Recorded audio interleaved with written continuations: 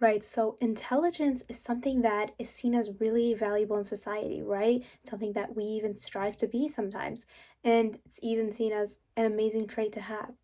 But what happens when the way that you think actually threatens people's sense of security, threatens people's sense of themselves, their mindsets? Okay, this is the life of someone who is highly intelligent and has pattern recognition and depth. Okay, in today's video, I want to talk about how being intelligent quietly damage confidence. You could have years of journaling, such as myself. You could have years of therapy, self work, and everything. But as long as you don't recognize this, this will continue to run your life. Nobody actually talks about how lonely it is to think this way and how it can actually make you internalize a lot of hate about yourself. And so that's what I want to talk about in this video, which is how your intelligence, one's intelligence, can actually make connection and how someone sees themselves and perceives themselves really difficult in a really low way. So, being intelligent literally means that your thinking is above average, okay? So when we talk about, let's say, standardized IQ test, which is only one way to measure intelligence, not the only way.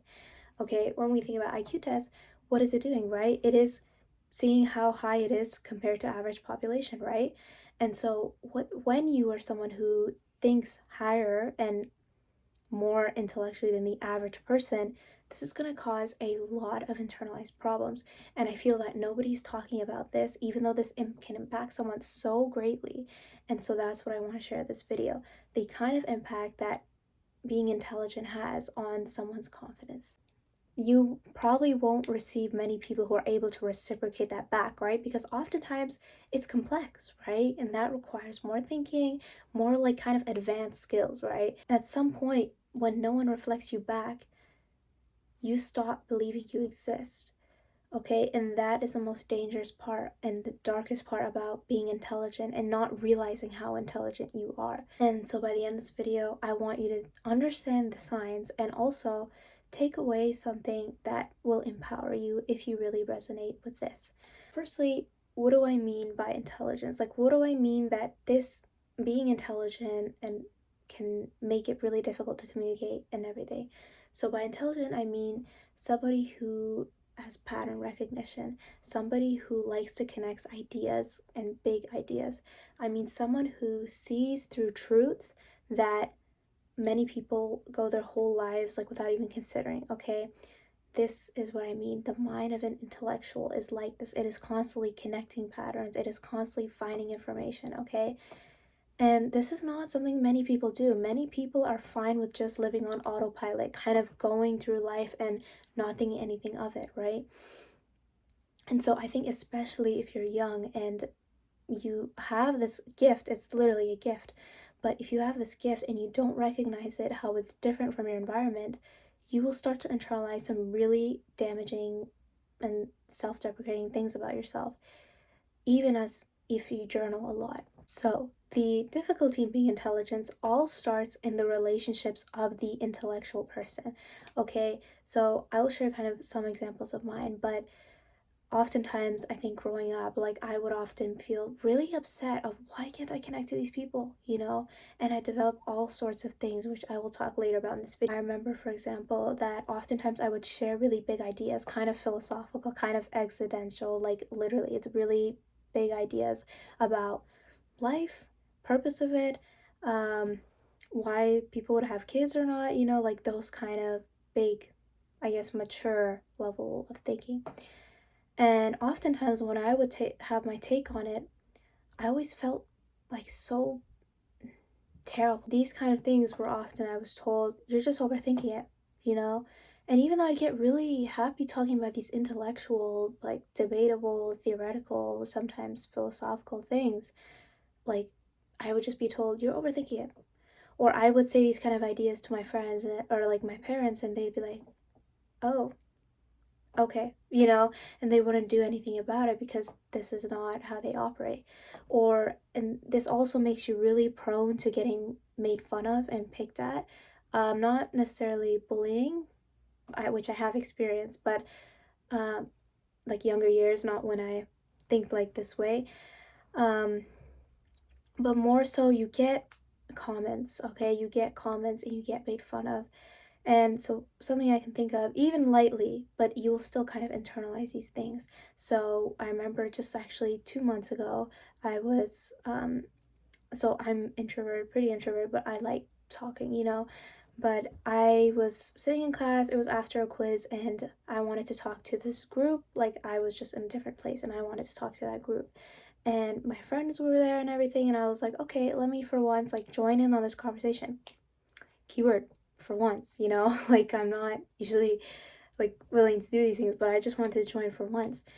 And so I joined on the conversation, and then I was listening and everything. And then my friend at one point said, "Oh, I thought high school would be like, High School Musical. Like, I thought everyone would be gray, and there would be a bunch of guys, and there'd be a bunch of drama and everything." And then a guy in that class said, "Yeah, me too, but everyone's actually just weird in high school." And then that reminded me of something, and then I went, "But we're all weird guys, Like, we're all flawed and we're all messy and we have ugly parts to us." And then that guy just went, um, "No, like, I think you're the weird one. Like, what if you're the weird one, You're the flawed, messy one." And then everyone laughed, but deep down, it's like your intellect wasn't reciprocated. And not that you want that when you're first talking, but unconsciously as humans, I think we want that kind of reciprocation. And so, yes, you could say that, oh, I didn't read the room and I didn't read the people, I guess, but I really wanted to join. But it was also just, this is how I naturally operate. I naturally operate from truth, insight, right? Pattern recognition, and just a lot of the self work I've been doing. And my interests are like mainly self help and self development and all these kind of things. So naturally, I'm going to be quite knowledgeable on it. And so I remember after just feeling a bit upset, like this can really lower someone down. And I remember feeling like they all, it was all like a light environment. There was no actual bullying going on, but quietly I felt that dismissiveness towards my intellect, like I always have. And so, what happens if someone is constantly dismissed like this, in many ways and in different ways their whole life?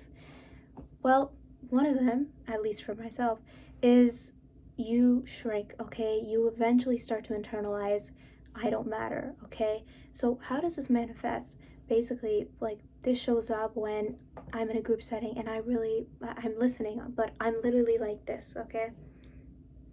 And I'm like this, I look detached, I look like I'm not even listening, even though I'm literally listening to everything, but I'm just up in my own head because eventually, from kind of years of this, okay, those are just recent examples, but just years of examples similar to that situation, okay, of, being told your intellect's just overthinking, your pattern recognition is just whatever, what are you talking about,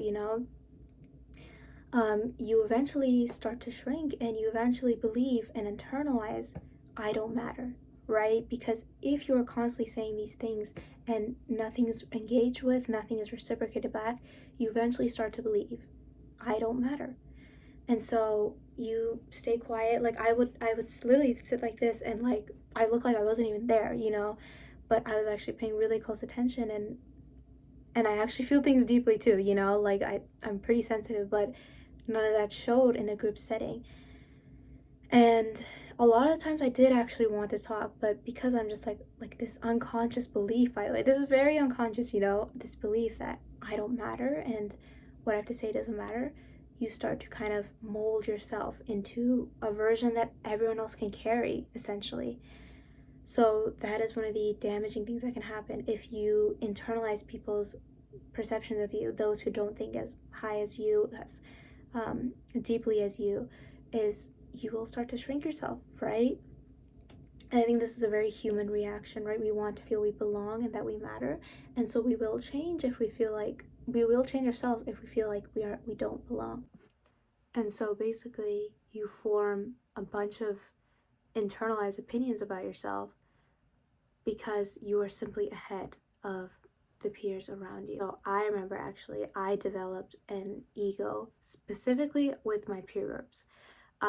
This is actually quite a recent belief that I didn't really investigate until like quite recently, and like I don't know, maybe like a couple months ago. But basically, I developed the belief that I am better than everyone. specifically, I am better than my peer groups, right? Because I'm like, oh, if it's just a matter of, like my intellect and no one can get it, then I just must be better than all them. And what that really meant is I don't know how to process this painful feeling of not being able to connect with anyone, even though I'm someone that values connection.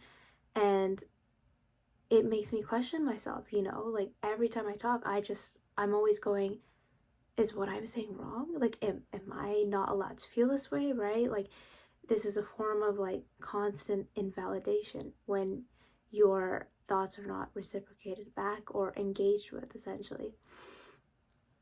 And the thing with ego is that although it may look like confidence on the outside, right? Think of narcissistic personality disorder.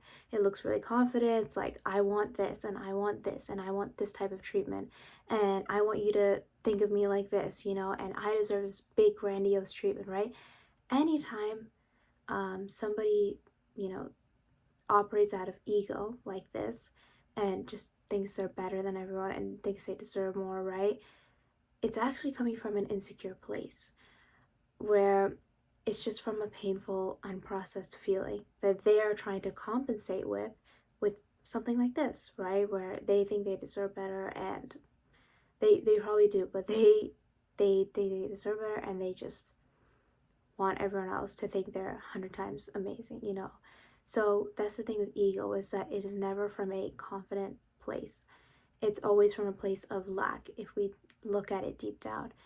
And I remember talking, so again, this is why I'm talking about the issue, is because, like, it's not something that's talked about, right?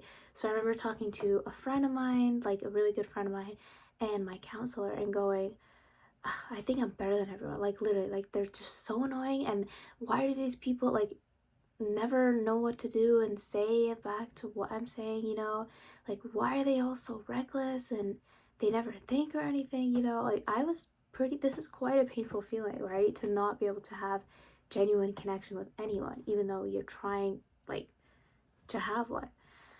And all they said was, oh, well, you're not better and they're not better. It's just that like, they're different from you. And my friends said the same thing as well. They're just, oh, the people around you, your peer groups, they're just different from you. And that wasn't enough, obviously. Like, I still kept this belief for a very long time, probably about a year or two, just like, I hate people and I hate everyone. And I just wish I could find people as better, like, as amazing as me. Like, it was actually from quite a bitter place. And now what I would ask myself is a very different question to that, because if it's this constant, then that means it needs some attention. What I would ask now is, why do you feel the need to compare in the first place, right? Because yes, it is true that they are different from me and I am different from them, but the real question is, like, what makes you feel the need to compare? And that's when I think that would have been a lot more helpful if somebody else asked me that. But that's the thing, like, being highly intelligent and thinking more creatively, more in an in-depth way, with always having insights, right? This is not something that's gonna resonate with many people who are still developing themselves, right? If you're young, um, high school, elementary and stuff. So because you're not gonna resonate with many people, like, you're gonna face a lot of problems, like, connecting with them. And yeah, just connection is the main difficult thing when you are highly intelligent, and this can quietly damage confidence because over time you start to internalize these beliefs about yourself, and you might even adjust to it, and these beliefs are typically very unhealthy. However, although I still experience kind of, I guess you could say, discrimination against by intellect and the things I say, and they're really bold sometimes and made fun of, I I don't internalize as much as I did before. And the key thing is, I know it's very paradoxical, but it is actually in accepting your difference and really seeing how different you are from everyone else that really makes you kind of much more confident in who you are. And what do I mean by that? So basically, like, the more you think, oh, I'm not different than them. You know, like the more you don't really understand your difference, the more you're gonna try to still be like the people around you. And when obviously there's that disconnect, you're gonna start to internalize really negative things about yourself. But then once you see, okay, maybe how I think is more with depth and in intellect, and maybe you talk to teachers more, right? Like I know like my psychology teacher, like she really is interested in my things. And like I remember the first day of our psych class this year, she went, yeah, perspectives, like we were watching learning about a term, and it's like, okay, perspectives, guys, that's what we're gonna learn about a lot in psychology. And she's like, do you guys know someone in this class who has really amazing perspectives? And then she goes straight to my desk, you know, and she goes, oh my god, Farah, like I loved your questions after class, you know, like the, oh, how do, is psychology just a bunch of theories and stuff, you know, like those kind of questions. And so she went on how she loves it, you know, when this is the exact thing that isolated me. And so, just kind of, I think it's important to recognize that maybe how you think is different and kind of find proof, actually. Okay, so find your proof and keep sharing your voice, because eventually you will find people that are like you, like do think as deeply as you, and you can actually feel engaged in it, you know? And I think if you just keep putting yourself out there, maybe not right away, I can get that, but if you just keep if you finally like recognize where you're coming from and the kind of things you say that maybe other people might not even think about, right? Once you kind of see, okay, this is who I am, and kind of have that acceptance towards yourself and be like, this is not actually a bad trait, right? Like being able to connect dots all the time and being able to have insights that nobody else can see and see between patterns that not many other people can see, right? Like, is this actually a bad thing? No, it's not. It's just an environment mismatch, and that's what can make someone really internalize some negative beliefs about themselves. And so that's what I want anyone watching this to take away from it, is that you need to recognize your difference um, before you start to internalize really negative things about yourself, because this is a gift, right? Pattern recognition and everything. But I just want anyone watching this who resonates with this, that being this way doesn't necessarily mean there's anything wrong with you at all. It's actually such a gift, and once you can utilize this gift of yours, um, you slowly start to find people who actually see you for you.